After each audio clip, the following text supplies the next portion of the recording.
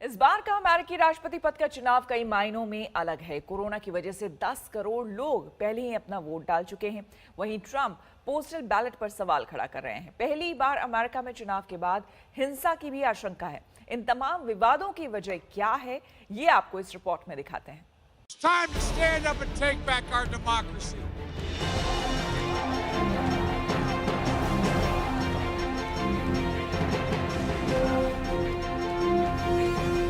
And I think we're going to have a tremendous victory.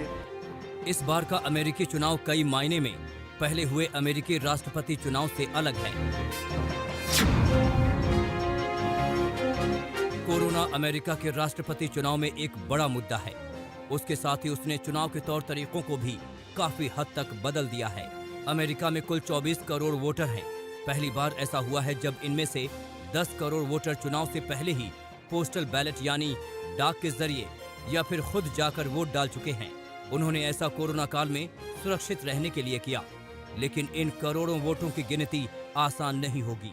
हो सकता है चुनाव वाले दिन विजेता का पता ना लगे। चुनाव कौन जीता है ये पता लगाने में कुछ दिन लग सकते हैं, कुछ हफ्ते भी लग सकते हैं, ऐसा कहा जा रहा है। ऐसा हो सकता है क्योंकि इस बार रिकॉर्ड तोड़ पर मेल इन वोटिंग हुई है, यानी डाक के ज़रिए लोगों ने वोट किया है कोविड की वजह से, क्योंकि वो ज़्यादा सुरक्षित एक तरीका है वोट करने का। इन करोड़ों वोटों की गिनती के चलते जो फैसला एक रात में हुआ करता था, इस बार उसमें कई दिन लग सकते हैं। यही नहीं, ट्रंप और बाइडेन के बीच कांटे की टक्कर रही और ट्रंप हार गए तो हो सकता है कि वो नतीजों को मानने से ही इनकार कर दें।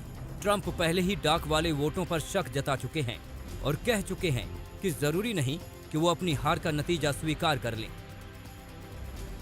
I think it's a terrible thing when ballots can be collected after an election.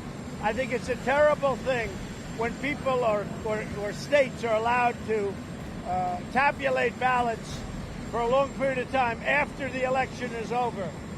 Because it can only lead to one thing, and that's very bad. You know what that thing is. I think it's a very dangerous, terrible thing. अगर Trump अड़ गए तो फैसला America की supreme court से होगा। Supreme court ने ही corona की वजह से पोस्टल बैलेट की इजाजत दी थी। दूसरी तरफ अमेरिका में ऐसा पहली बार हुआ है जब सुरक्षा बेहद सख्त है और दुकानों को हिंसा, तोड़फोड़ और लूटपाट से बचाने के लिए ऐसे इंतजाम किए जा रहे हैं। दुकानों में लगी कांच को दीवार के बाहर लकड़ी के तख्तों से ढका जा रहा है ताकि चुनाव के दौरान या उसके बाद हिंसा भड़के तो दुकानों को बचाया जा सके। इस बार हिंसा और आशंका की इतनी संभावना है कि अमेरिका के सभी बड़े शहरों में जो दुकानें हैं, जो व्यापार हैं, जो बिजनेसेस हैं, उन्होंने अपनी जो कांच की खिड़कियां हैं या कांच के दरवाजे हैं, उन सब को एक हार्ड कवरिंग से उस पे चढ़ा दिया है ताकि अगर दंगे हों तो कोई भी लोग अंदर आके दुकानें ना लूट सकें। दरअसल इस बार अमेरिका में नस्ल भेद के मामलों को लेकर कई दंगे हुए। डर है कि चुनाव नतीजों के बाद फिर से ऐसे ही दंगे न भड़क जाएं। नई दिल्ली में गीता मोहन के साथ प्रतीक्षा घिल्डियाल, वॉशिंगटन डीसी, आज तक। नमस्कार, मैं हूं अंजना ओम कश्यप। हमें उम्मीद है ये वीडियो आपको पसंद आया होगा।